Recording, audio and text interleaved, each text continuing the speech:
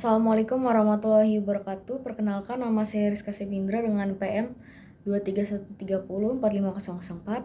Pada kesempatan hari ini saya akan menjelaskan esai yang telah saya buat untuk memenuhi tugas ujian tengah semester menulis akademik dengan dosen pengampu Bapak Rian Hidayatullah. Baik, saya lanjutkan. Saya mengambil judul pengaruh pengajaran musik terhadap prestasi akademik siswa. Mengkaji korelasi antara kegiatan musik dan pencapaian akademik secara keseluruhan. Pada esai yang saya buat ini, saya menggunakan 8-10 kalimat dengan menggunakan 2-3 kutipan di dalam satu paragraf. Pada paragraf pertama, saya menjelaskan secara umum, yaitu pengaruh penting terhadap pengaruh pembelajaran musik terhadap prestasi akademik siswa. Salah satunya kegiatan bermusik dapat memberikan dampak yang positif, salah satunya berpikir kritis. Pada paragraf kedua atau paragraf selanjutnya, saya membahas tentang kemampuan kognitif siswa. Artinya pengembangan kognitif pada anak sangat berpengaruh dalam pertumbuhan daya ingat, berpikir, dan cara memecahkan masalah. Saya mengambil 2 kutipan yang sama dari kutipan yang sebelumnya, Suci dan Satya Dharma. Pada paragraf ketiga, saya membahas tentang motivasi memiliki peran yang penting dalam keberhasilan belajar, yaitu motivasi dapat mendukung siswa terhadap prestasi akademik karena merupakan tujuan keberhasilan dalam pembelajaran. Di sini saya mengambil sekitar 2 kutipan yang sama.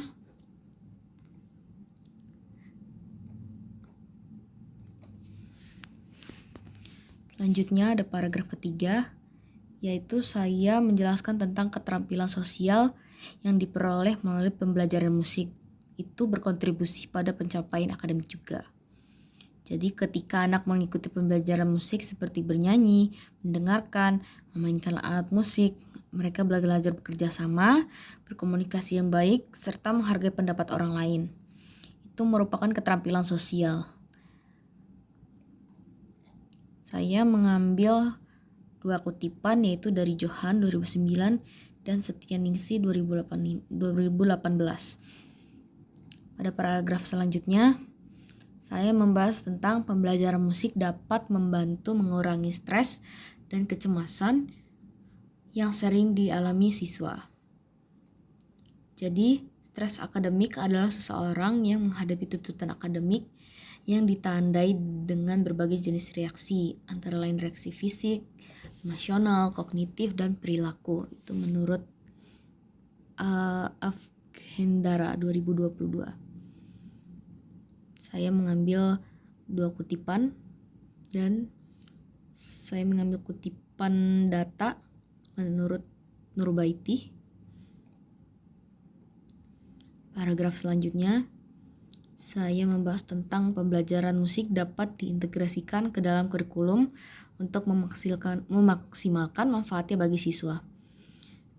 Saya mengambil penelitian dari Nanaria Firman 2024, yaitu hasil penelitian mengungkapkan bahwa adanya pengaruh yang signifikan antara musik terhadap konsentrasi belajar siswa, yaitu nilai signifikannya sebesar 4,532, lebih besar dari 0,05. Di sini saya mengambil 2 kutipan Nanaria Firman 2024 serta Sari 2019.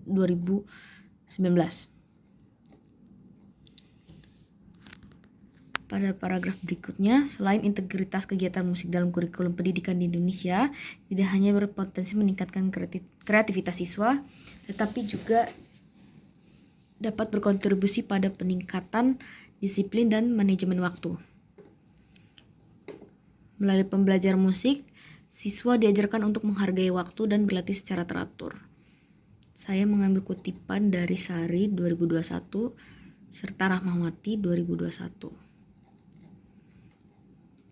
Selanjutnya saya membahas integrasi kegiatan musik dalam kurikulum pendidikan di Indonesia tidak hanya berkontribusi pada peningkatan disiplin dan manajemen waktu, tapi juga dapat memperkuat daya ingat dan kemampuan mengingat siswa. Di sini saya mengambil kutipan dari Hidayati 2020 serta Rahmawati 2021. Saya mengambil 2 kutipan. Pada paragraf selanjutnya, melalui pembelajaran musik, siswa seringkali terpapar pada lirik lagu yang kaya akan kosakata dan struktur bahasa, yang dapat memperluas pemahaman mereka terhadap bahasa. Saya mengambil kutipan dari Prasetyo 2021 serta Retno Ningsih 2019.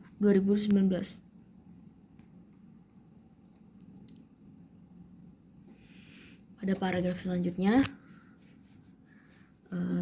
tantangan dalam mengintegrasikan kegiatan musik ke dalam kurikulum pendidikan di Indonesia sangatlah penting. Salah satu kendala utama adalah keterbatasan sumber daya, seperti kurangnya tenaga pengajar yang memiliki keahlian di bidang musik, serta minimnya fasilitas dan alat musik yang memadai. Saya mengambil kutipan dari Supriyadi 2020, yaitu menunjukkan bahwa hanya sekitar 30% sekolah di Indonesia memiliki program musik yang terstruktur.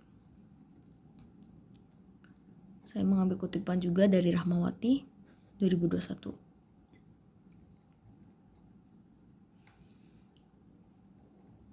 Ini saya menggunakan aplikasi Zotero untuk menambahkan citasi atau kutipan.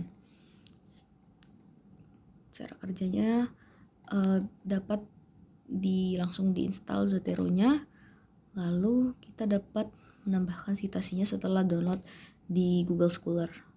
Saya mengambil citasi ini dari Google Scholar, seperti pengaruh gaya belajar terhadap prestasi belajar siswa, atau kemampuan musical ability dan pengaruhnya terhadap prestasi belajar musik. Setelah di-download, dapat dimasukkan ke dalam Zotero.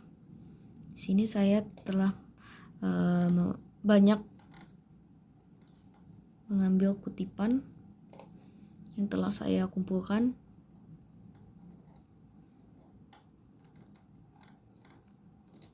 Misalnya tadi saya mengambil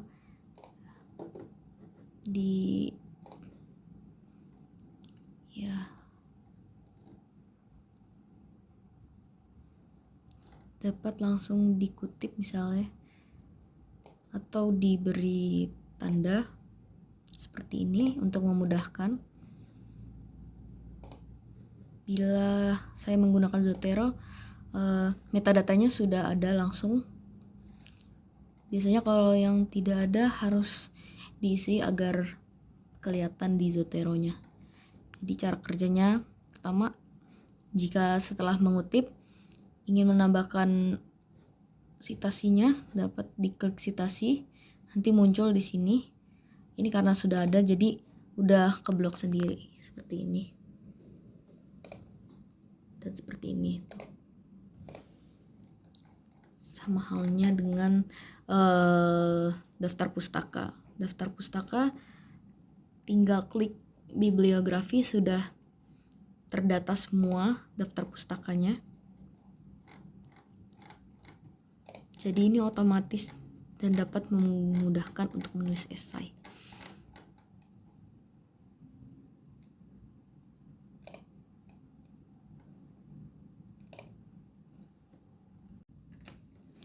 Pada paragraf pertama ini saya menggunakan kutipan secara langsung.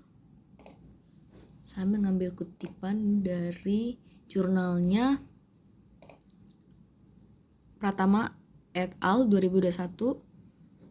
Itu mengatakan bahwa Surya Batam 2006 mengatakan bahwa prestasi dapat pula didefinisikan sebagai berikut. Nilai merupakan perumusan terakhir yang dapat diberikan oleh guru mengenai kemajuan prestasi belajar siswa selama masa tertentu.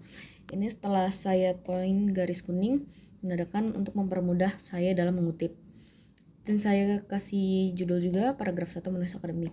Setelah saya salin, saya tempel di sini. Kemudian saya menulis Surya Bata 2006 dalam Pratama et al. 2021.